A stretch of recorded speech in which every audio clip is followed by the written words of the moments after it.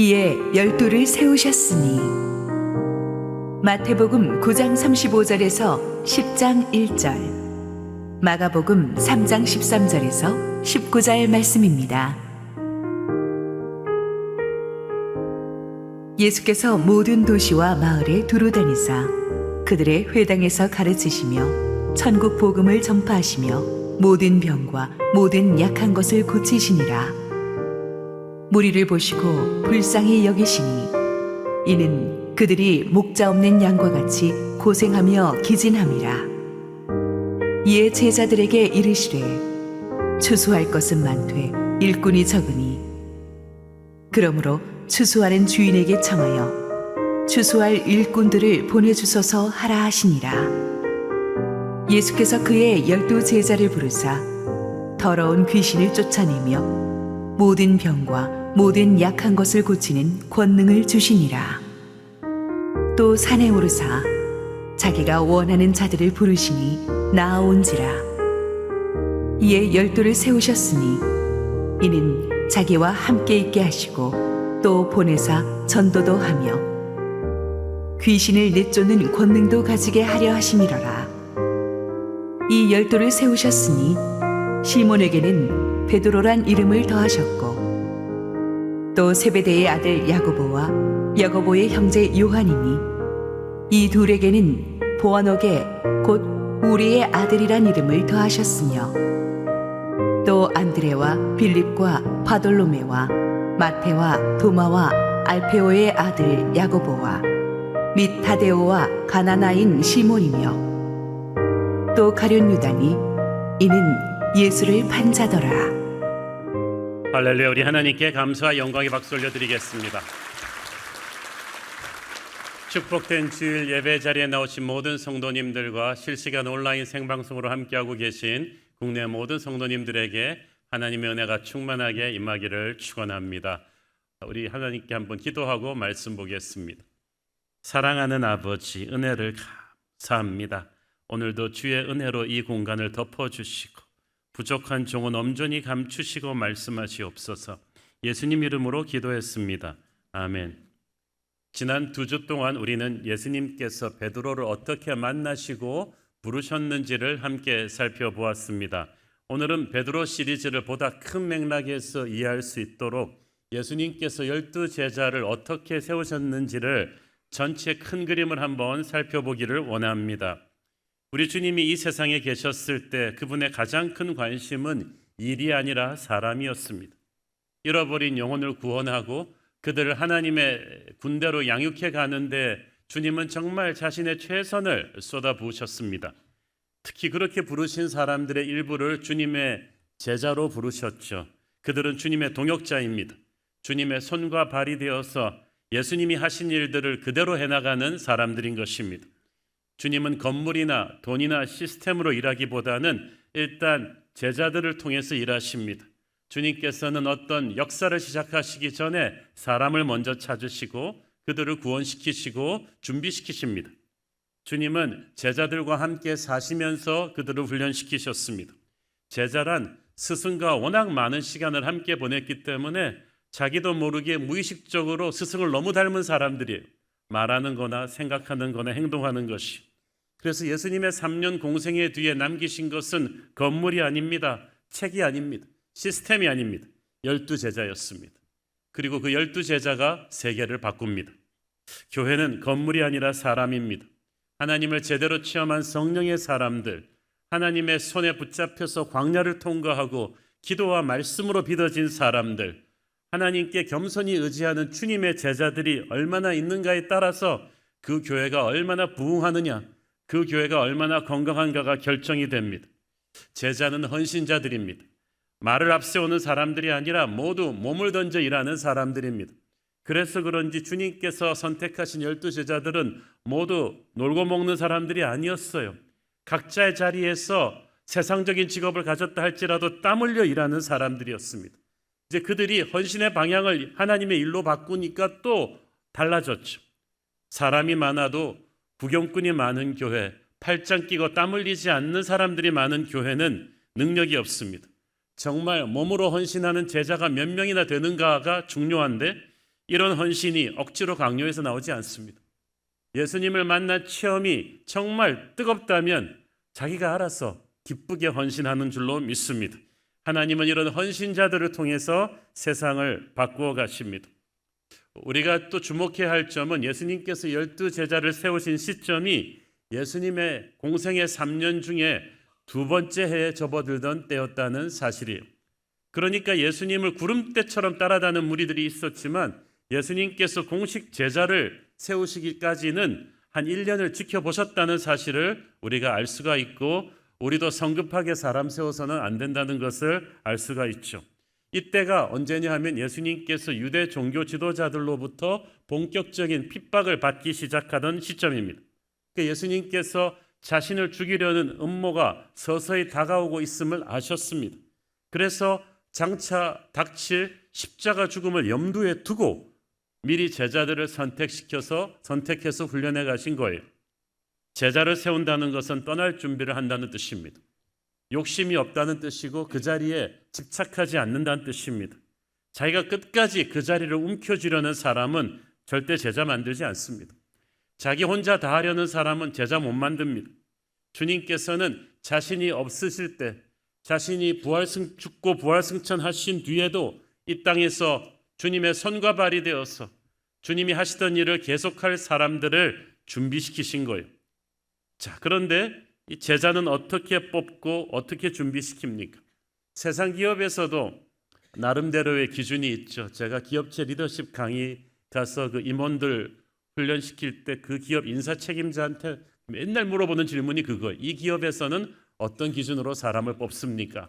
그러면 회사마다 이제 여러 가지 얘기를 해주죠. 그래서 이력서를 해서 어떤 걸 보는지, 어떤 학교를 나왔는지, 어떤 경력이 있는가를 우리는 중시한다. 면접을 통해 인상을 보기도 하고 지인의 추천을 받기도 한다. 여러 가지 사람 뽑는 기준들이 있지 않겠습니까? 타계한 삼성그룹의 창업주 이병철 회장은 말하기를 내 생의 80%는 사람을 뽑고 관리하는 데 보냈다고 할 정도로 인재 선발과 관리를 중시했습니다. 그래서 그런지 삼성이 1957년도에 우리나라에서 최초로 신입사원 공채를 시작했는데 이 이병철 회장이 세상 떠날 때까지 거의 건강이 허락하는 한은 한 번도 빠지지 않고 사원 면접에 참가했다는 일화는 굉장히 유명하죠. 그래서 제가 기업체 임원 강의 다녀본 중에서 삼성 인력개발원이 가장 많이 정말 자기들의 리더들을 뽑고 관리하는 데 정성을 쏟는 것을 볼 수가 있었어요. 세계 최고의 리더십 전문가이신 예수님은 어떤 준비와 기준을 가지고 이 제자들을 뽑으셨습니까? 우리는 여기서 놀라운 예수님만의 중요한 방법을 발견할 수 있습니다. 누가복음 6장 12절 13절. 이때 예수께서 기도하시러 산으로 가사 밤이 새도록 하나님께 기도하시고 밝음에 그 제자들을 부르사 그 중에서 12를 택하여 사도라 칭하셨으니. 철야기도의 원조가 여기서 나오는데 예수님의 철야기도의 목적은 12제자를 선발하는 준비를 하신 거예요. 여러분, 예수님도 철야기도하고 사람 뽑는데 우리는 너무 쉽게 사람 뽑지 않아요? 감으로 뽑고 그냥 인상으로 뽑고 그래서는 안 된다는 거예요. 물론 베드로처럼 예수님이 베드로나 마태처럼 직접 스카우트한 사람도 있었지만 많은 무리들 중에서 예수님께서 1년을 지켜보시고 12명을 선택하실 때 밤새 기도하시고 선택하셨다는 사실을 우리가 잊어서는 안 됩니다. 왜냐하면 이 제자들의 어깨에 이제 지상교회의 운명이 달릴 것이기 때문에 예수님은 이 문제를 놓고 밤을 새우면서 땀과 정성을 흘려가면서 하나님 아버지께 기도하셨습니다. 사람을 세우는 일, 영적 지도자를 세우는 일은 하나님의 아들인 예수님으로서도 정말 정성을 다해 기도해서 성령 충만해져야만 할 수 있는 결정이었죠. 그래서 우리가 명심해야 될 것은 제자는 기도의 열매다.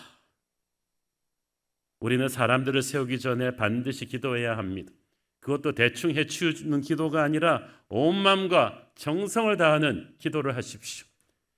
결혼 상대 구하기 전에, 동역자 구하기 전에, 어떤 사람과 파트너를 세우기 전에 반드시 여러분의 모든 선입관을 내려놓고 열심히 기도하셔야 돼요. 우리는 사람 볼 줄 안다고 생각하지만 실은 사람 볼 줄 몰라요. 인생을 조금만 사신 분들 아시잖아요. 믿었던 사람한테 뒤통수 맞은 적이 어디 한두 번입니까? 그래서 우리는 사람 세우기 전에 기도해야 됩니다. 10길 물속은 알아도 한 길 사람 속은 모르지만 그 한 길 사람 속도 아시는 주님께 우리는 기도해야만 합니다. 일은 위임할 수 있지만 사람은 직접 챙겨야 돼요. 예수님도 그러셨는데 가장 확실하게 챙기는 일은 기도하는 일이고 성령의 인준을 받는 일인 줄 믿습니다. 기도하고 세워야 되고요. 세운 뒤에도 계속 기도하면서 그를 모니터해 줘야 돼요.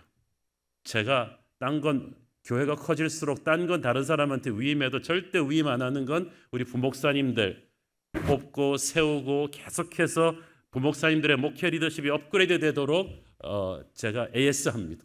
우리 장로님들이 그렇고 순장 교육도 건강이 허락하는 한은 제가 직접 하죠. 이건 위임할 수 있는 일이 아니기 때문이죠. 사랑하는 여러분, 제자는 예수님이 땀과 정성을 들여 직접 세운 사람들일 줄로 믿습니다. 그래서 건강한 교회는 함부로 사람 세우지 않아요. 성직 남발하면 큰일 나요. 아무나 목회자 세우고 아무나 훈련도 없이 재직 세우면 교회가 흔들리게 돼 있어요. 저희 교회는 정말 정성스럽게 사람 세웁니다. 우리 교회 재직 훈련, LTS 훈련 1년을 가는데 그 강도는 졸업하신 선배들에게 다 물어보십시오.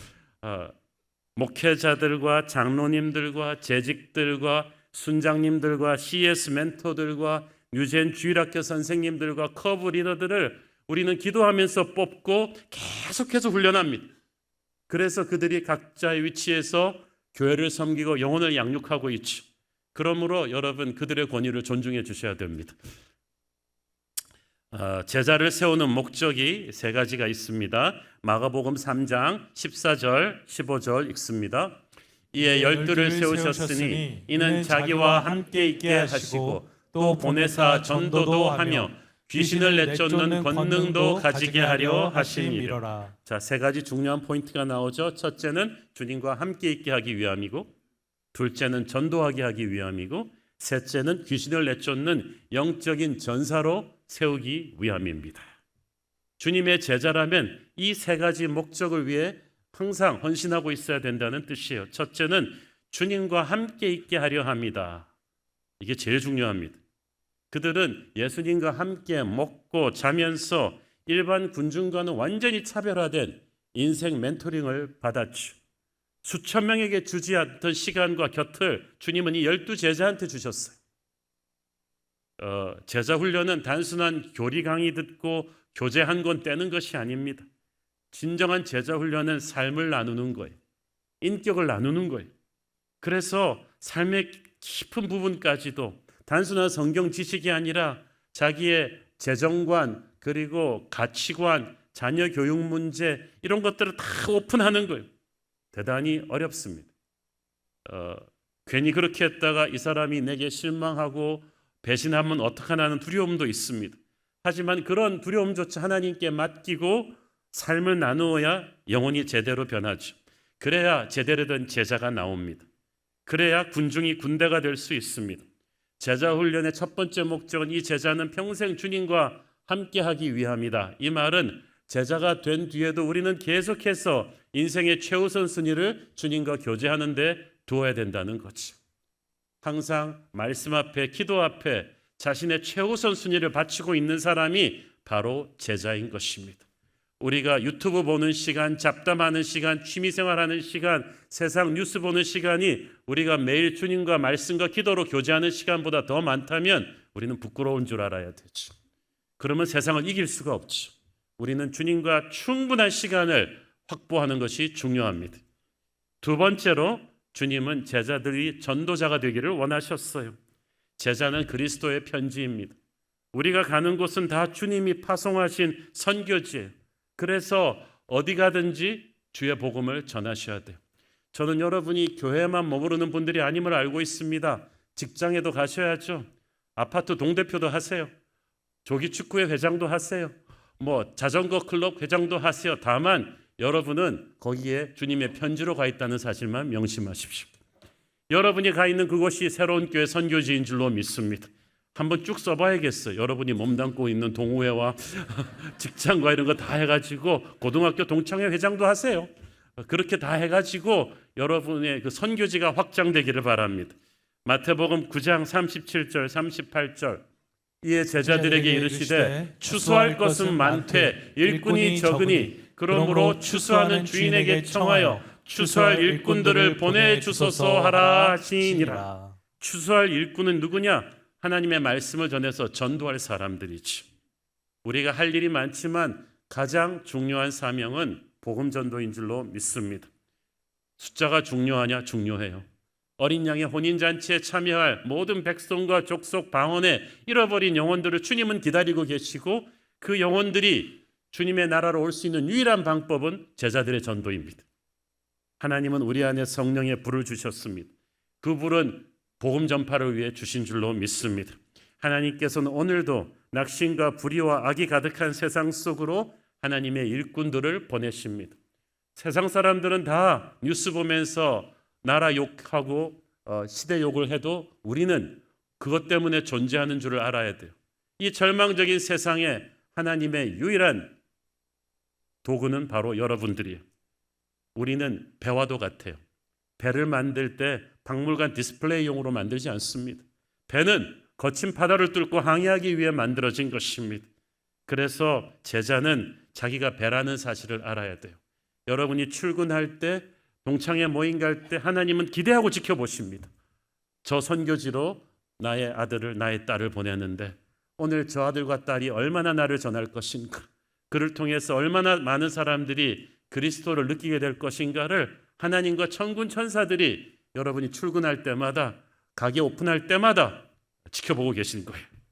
교회가 정말 건강하게 성장한다면 목회자든 성도들이든 이런 전도자들이 많이 나가야 될 줄로 믿습니다.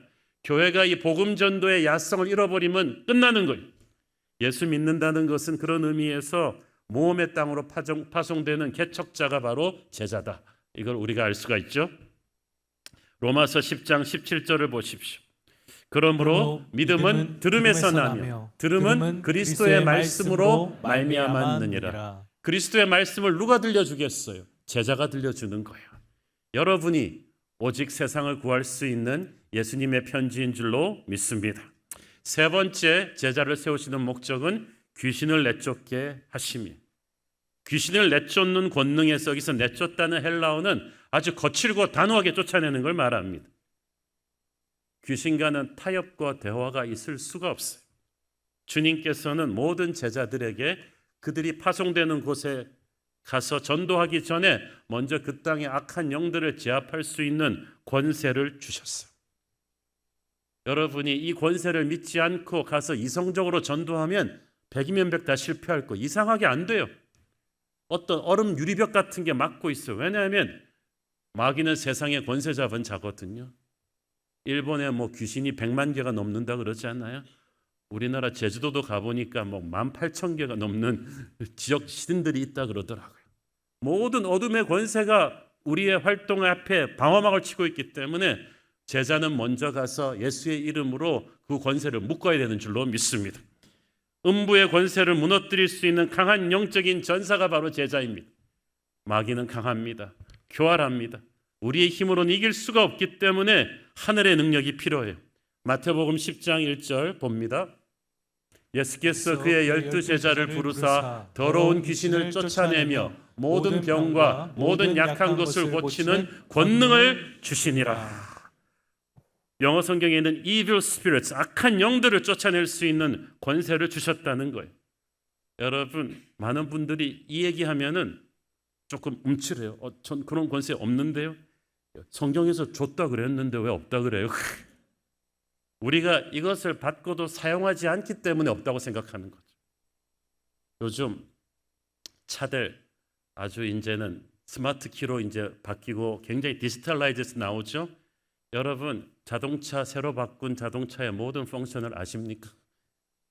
모르면서 없대요. 나는 우리 차는 그런 기능 없다는 거지. 매뉴얼도 안 읽어보고 말이죠. 스마트폰도 막 업그레이드 되고 나면 여러분 지금 업그레이드된 스마트폰이 할 수 있는 기능에 한 70% 정도 쓰고 있으면 여러분 대단히 잘하시는 거지. 스마트폰 차 한 대 바뀌어도 이렇게 우리가 모르는 기능이 많거늘 주님께서 하늘과 땅의 모든 권세를 우리에게 주셨는데 우리가 알아서 꺼내 쓰고 있는 게 많지 않다는 거지. 그러나 우리에게는 분명히 마귀를 물리치는 능력이 주어져 있다고 성경은 말합니다. 보혈의 능력이 그거예요. 그래서 여러분이 전도하기 전에, 출근하기 전에 가서 항상 보혈의 능력을 선포하셔야 돼요. 이건 이성적인 기도로 안 돼요. 영적인 기도, 예수 이름의 기도, 보혈의 기도를 하셔야 돼요. 그리고 나서 전도하셔야 돼요. 그리고 나서 불신자로 가득한 여러분의 직장에서 하루를 시작하셔야지 모닝커피 마시기 전에 그거 하셔야 돼요. 그래야 직장 생활에서 눌리지 않아요. 여러분이 이 직장에 있는 모든 어둠의 권세를 오늘 하루 종일 묶어주시고 내가 전도할 때 끽소리도 못하게 하시고 하나님께서 역사하여 주옵소서. 의심하지 말고 믿음을 가지고 선포하고 하루를 시작하면 이 지저분하게 설치던 마귀들이 떠날 줄로 믿습니다. 또한 예수님은 모든 병과 모든 약한 것을 고치는 권능을 주셨습니다. 이 말을 하면 또 어떤 분들은 움찔합니다. 저는 목사가 아닌데요. 그러나 모든 제자들에게 하나님께서 이 권능을 주셨어요. 신유의 은사를 받은 특별한 분들이 있긴 하지만 많은 경우 신유의 은사는요, 그 사랑의 마음에서 나온 거예요. 쇼맨십으로 나온 게 아니에요. 저는 아버님이 고신 장로교 목사님이기 때문에 제 신앙 전통 그런 거 잘 안 믿어요. 그런데 제가 언급결에 막 그게 왔어요. 왜냐하면 신방을 했는데 이 집이 너무 아프고 너무 가난하니까 너무 불쌍한 마음으로 기도밖에 할 수 없었는데 하나님이 고치시는 역사가 막 일어나는 거죠. 또한 제가 안면마비로 아파 보면서 이 환자들의 아픈 마음을 이렇게 알게 되면서 그 다음부터 아픈 분들을 위해서 기도할 때는 진심으로 하니까 성령의 불이 오더라고요. 여러분도 그렇습니다. 여러분에게는 이미 귀신을 제압하면서 병을 고칠 수 있는 능력이 주어졌다고 했어요. 저 그런 능력 없는데요? 말하지 마. 성경이 있다고 그랬는데. 몸이 아프거나 마음이 아픈 분들을 찾아가서 여러분이 진심으로 예수의 이름으로 사랑하고 기도해 준다면 예수님께서 임하실 것입니다. 역사하실 줄로 믿습니다. 그런 권세와 능력을 우리에게 주셨어요. 12제자 참 이 리스트를 쭉 보면서 이 선택의 신비가 얼마나 놀라우냐를 우리가 알 수 있습니다. 마가복음 3장 13절 보니까 예수께서는 자기의 원하는 자들을 부르셨다고 했어요. 밑도 끝도 없이. 그래서 제자 뽑는 기준이 없어요. 그냥 예수님 마음이에요. 그런데 부르셨다는 말이 아주 특별한 목적을 가지고 이 사람을 향한 특별한 계획을 가지고 아주 친근하게 부르셨다는 뜻이에요. 요한복음 15장 16절을 보십시오. 너희가 나를 택한 것이 아니요 내가 너희를 택하여 세웠나니. 이게 중요한 거예요. 내가 너를 지명하여 불렀다. 그런데 12제자 면면을 살펴보면 이상한데 예수님께서 왜 이런 사람들을 원하셨을까? 아무리 조사해도 별 볼 일이 없어요. 부자도 없죠. 명예나 지위가 높은 것도 아니죠. 학벌 좋은 사람도 아니죠. 그렇다고 또 성격이 좋은 것도 아니죠. 대도시 예루살렘 출신들 하나도 없죠. 그나마 가장 도시형이고 지적인 사람이 가룟 유다입니다. 오늘날 대기업 면접 1차를 통과할 수 있는 유일한 사람은 가룟 유다였던 거예요. 다른 제자들은 정말 여러 가지 문제가 많아요. 베드로는 가방끈이 짧은 어부 출신에다가 감정 기복이 이건 롤러코스터 같은 사람이고, 안드레는 쫑하고 내성적인 사람입니다. 빌립은 항상 머릿속으로 계산기 두드리고 있는 계산적인 사람. 요한은 불같은 성격의 사람, 욱하는 성질을 억누를 수가 없는 사람, 도마는 의심 많은 사람, 모든 것에다가 왜요? 제가요? 이 물음표 다는 사람. 마태는 세리 출신이라는 열등감으로 똘똘 뭉쳐서 누가 나를 무시하지 않나 이 생각만 하는 사람이고, 시몬은 한때 유대 독립을 꿈꾸었던 열심당원 출신의, 우리로 말하자면 386 운동권 출신의 그런 사람이죠. 야, 얘들을 다 모아놨는데 게다가 영적으로 둔해가지고 항상 예수님이 말씀하시고 나면 끝에 와가지고 그게 무슨 뜻이야 하고 설명을 해달라 그래. 그거 설명해 주다가 성경이 길어진 거예요 지금. 보세요, 예수님이 제자들에게 설명해 주시니라. 믿음이 부족해서 항상 예수님이 어째서 이렇게 믿음이 없니 하고 몇 번씩 말씀하셔야 했고, 게다가 또 질투심은 막 하늘 끝까지 올라갔고 3년 내내 하는 싸우는 제목이 누가 더 큰 자니까, 누가 주님의 오른편 왼편에 앉아야 됩니까? 그래서 예수님이 번번이 말리셔야 했던 사람들입니다. 이들을 주님이 선택해 주신 게 미스테리예요. 천국 가서 여쭤보세요. 도대체 무슨 생각으로 이분들을 선택하셔서 교회 지도자로 세우셨나요? 뭐 한 가지 가능한 해석은 주님께서 그들의 현재를 보시지 않고 미래를 보셨기 때문이죠. 사실 뭐 우리도 12제자 뭐라 그럴 계제는 아니에요. 우리가 예수님한테 주님 어떻게 저런 사람들을 제자로 부르셨어요? 그러면 주님이 말씀하실걸요. 너도 만만찮아. 정말 12제자나 우리나 정말 부족한 것 투성이지만 주님의 눈물과 인내심과 기도와 가르치심으로 우리를 계속 고치셔가지고 매일매일 조금씩 매일매일 변하지요. 정말 변해가는 거죠. 왜? Jesus is changing me. 나의 주님이 나를 사람 만들어가고 계세요. 지금도 열심히 공사 중이세요. 중요한 건 그렇기 때문에 제자들이 아니라 제자들을 변화시키는 예수님이세요. 예수님은 지상 최고의 감독입니다. 아무리 삼류 선수들을 모아놨다고 해도 세계 최고의 감독이 그 팀을 맡았다. 그러면 이제 주목해 보면 돼요. 놀라운 일이 일어날 것입니다. 마가복음 13장 14절에 이에 12를 세우셨으니라는 그 세우셨으니의 헬라어는 임명하다는 뜻도 있지만 형성해 간다, 만들어 간다는 뜻도 있어요. 예수님은 자기가 세운 사람들에 대해서 책임을 지세요. 너 알아서 해라가 아니라 이제부터 그 사람을 만들어 가시는 거예요. 그러므로 항상 사람을 볼 때 예수님처럼 지금을 가지고 판단하지 마시고 앞으로 주님 손에 정금같이 만들어질 미래를 봐야 돼요. 르네상스 시대 이태리가 나온 천재 미켈란젤로에게 누가 물었습니다. 너 어떻게 저런 돌덩이에서 다비드상 같은 놀라운 마스터피스를 당신은 만들 수 있습니까? 그랬더니 미켈란젤로가 말하기를 나는 재료가 될 큰 원석이 주어지면 마음의 눈으로 떨어지게 그 돌을 봅니다. 그러면 어느 순간에 제 마음의 눈에 다비드상이 보입니다. 그러면 망치와 정을 들고 필요 없는 부분들을 다 쪼아내면 된다는 거예요. 모든 대리석 안에는 잠재적인 다비드상이 들어있다는 거예요. 영혼을 조각하시는 예수님도 그러십니다. 12제자들은 다 제각기 장단점이 있지만 예수님은 언젠가 완성될 놀라운 완성품을 영의 눈으로 보시고 단점은 조금씩 쪼아내 가시고 장점은 보완시키면서 놀라운 인재로 만들어 가시는 거죠. 그래서 기복이 심한 불같은 베드로도 그게 나중에는 절제된 성령의 사람으로 변화되잖아요. 조용한 안드레도 정말 치밀하고 적극적인 제자로 변화가 되고 막 예수 안 믿는 마을은 다 천둥으로 태워 죽이려던 요한도 그 불같은 성령이 사랑의 사도로 변화되지 않습니까? 우리도 변화될 것입니다. 우리 중에도 베드로 같은 사람, 도마 같은 사람, 마태 같은 사람 다 많지만 우리 모두가 각자 자기 결대로 변하도록 주님께서 맞춤 작업을 하실 거예요. 지금 변하느냐, 몇 년 후에 변하느냐, 한 번에 화끈하게 변하느냐, 여러 번 잘라서 변하느냐는 사람마다 다르게 다루실 것입니다. 옛날에 제가 조은현 구단이던가 한국 최고의 바둑 그 고수가 한 10명의 아마추어와 동시대국하는 걸 한번 중계하는 거 본 적이 있어요.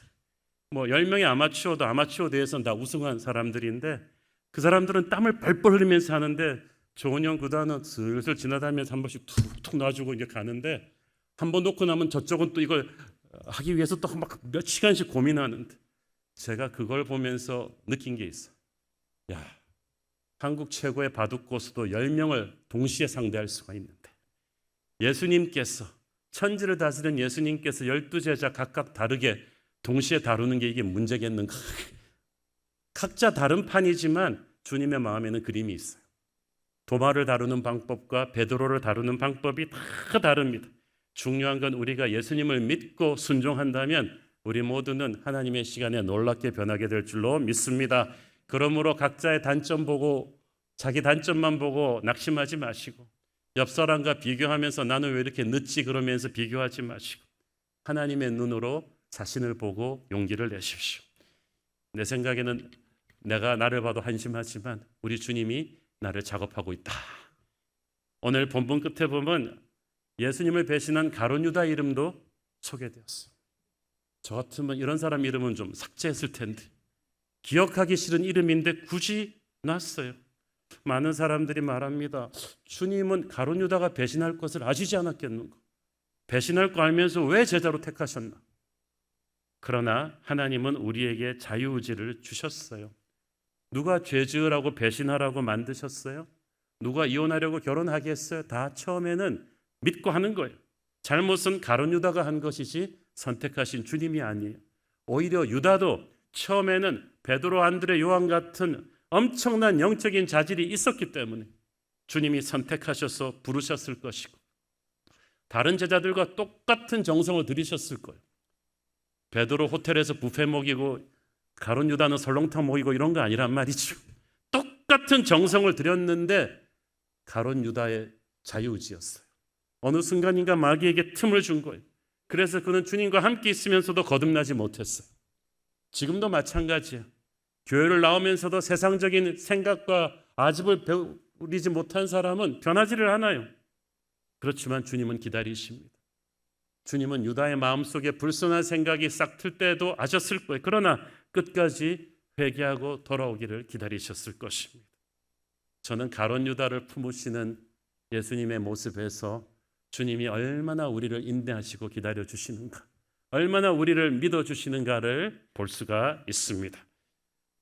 주님께서 한두 명만 제자로 세운 것이 아니고 12명을 제자로 세웠다는 사실이 중요해요. 이 12명은 구약시대 12사도를 계승하는 새 이스라엘, 신약시대의 새 이스라엘의 12지도자들을 말하는 거거든요. 하나님이 세우실 지도자가 완전히 숫자가 차야 된다는 얘기예요. 그래서 가룟 유다가 빈자리에 마띠아를 또 뽑아서 세워서 그 자리를 채우잖아요. 이게 의미가 있어요. 각 교회마다, 각 시대마다 주님이 채우시기 원하는 지도자의 숫자들이 있어요. 그게 꼭 12이 아니라도 말이죠. 그래서 우리 모두가 나 하나쯤이야 그 생각하면 안 돼요. 이 교회에서 반드시 필요한 숫자만큼 우리는 순종하고 섬겨야 되는 줄 믿습니다. 펑크 내면 모두가 힘들어져요. 또한 12를 세웠다는 것은 서로 팀워크를 이루어서 사역하라는 뜻입니다. 12 제자는 정말 섞이기 힘든 구성원들이에요. 어부도 있고 이렇게 막 세리도 있고 운동권도 있고 그렇지만은 또 성격도 너무나 달랐지만 그래서 세상적인 모임에서는 결코 섞일 수 없는 사람들이 주님의 몸된 교회 안에서 만난 거예요. 그런데 주님께서는 그 다양한 개성의 사람들을 품으시면서 동일한 비전을 주셨어요. 그리고 말씀하셨습니다. 이제부터 너희가 서로 사랑하면 내 제자인 줄 알 것이다. 그리고 그때부터는 나보다 더 큰 일을 할 거라고 하셨어요. 그것을 배우게 된 것은 예수님이 십자가에서 돌아가시고 부활하신 뒤부터죠. 마음이 가난해진 그들은 서로 사랑하면서 결사적으로 함께 기도해서 성령 받았어요. 그리고 서로 사랑하게 되었어요. 그러니까 어떻게 됩니까? 이제 열방으로 흩어져서 교회에 불을 일으키는 놀라운 인생을 살게 되죠. 사도 요한 빼고는 전부 세계 각처에서 순교합니다. 베드로는 로마에서 십자가에 거꾸로 못 박혀 죽었고 야고보는 예루살렘에서 참수형 당합니다. 안드레는 그리스에서 십자가형으로 죽고 빌립은 소아시아에서 돌에 맞아 죽습니다. 마태는 이디오피아에서 칼로 죽임당하고 도마는 인도에서 창에 찔려 죽었습니다. 다데오는 메소포타미아에서 활에 맞아 죽었습니다. 여러분 놀랍지 않습니까? 같은 곳에서 훈련받았지만 죽는 곳은 다 달랐어요. 우리도 그럴 것입니다. 사명의 자리는 다 다를 거예요. 그렇지만 한때 겟세마네에서 예수님 버리고 도망쳤던 겁쟁이들이 놀라운 복음의 증인들이 되어서 땅끝까지 가서 순교자로 삶을 마감했다는 게 얼마나 놀랍습니까? 이들의 최후를 보면 참 제자는 극한 직업이에요. 그렇죠? 예수님은 팔레스타인 밖으로 못 나가셨는데 이들은 정말 주님보다 더 큰 일을 했어요. 땅끝까지 가는 증인들이 되었어요. 정말 별 볼 일 없던 사람들이 주님의 손에 붙들리니까 세상을 변화시키는 주역들이 됩니다. 저는 이 12제자를 사용하시는 주님의 모습을 보면서 이 고린도전서 1장 27절 29절 주님의 인재관을 볼 수가 있습니다. 시작. 그러나 하나님께서 세상에 미련한 것들을 택하사 지혜 있는 자들을 부끄럽게 하려 하시고 세상에 약한 것들을 택하사 강한 것들을 부끄럽게 하려 하시며 하나님께서 세상에 천한 것들과 멸시받는 것들과 없는 것들을 택하사 있는 것들을 폐하려 하시나니 이는 아무 육체도 하나님 앞에서 자랑하지 못하게 하려 하심이라. 아멘. 저는 이 말씀이 12제자 얘기 같고 꼭 제 얘기 같습니다. 정말 부족한데 어떻게 나 같은 죄인을 구원하시고 제자로 삼으시고 전도자로 삼으시고 주의 종이 되게 하셨나. 사랑하는 여러분, 우리는 어떻습니까? 우리도 현대판 12제자입니다. 나이도 다르고 직업도 다르고 성장 배경도 다르고 성격도 다르지만 우리를 불러주신 주님은 하나입니다.